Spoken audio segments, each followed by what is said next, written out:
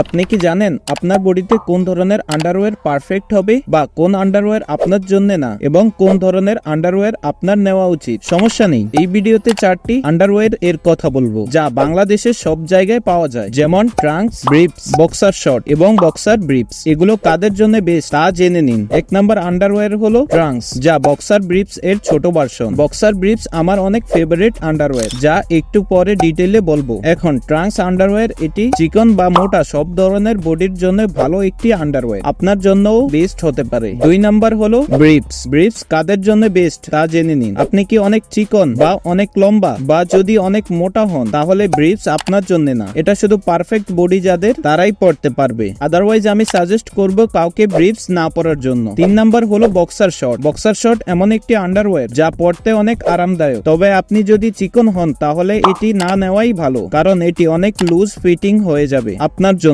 বাকি সবাই এটা নিতে পারেন। 4 নাম্বার হলো boxer briefs, one of my favourite underwear, কারণ এটি পায়ের অনেকটা কভার করে থাকে। এমনিতে আরামদায়কও এটি ভালো ফিটিং হয়। চিকন মোটা সব ধরনের বডির জন্য বেস্ট একটি আন্ডারওয়্যার। তো আশা করি আপনার জন্য বেস্ট আন্ডারওয়্যার কোনটি বুঝতে পেরেছেন। আপনি এই ভিডিওতে ক্লিক করে আপনার জন্য বেস্ট টি শার্ট কোনটি দেখতে পারেন। আপনার সাথে ওখানেই দেখা হবে।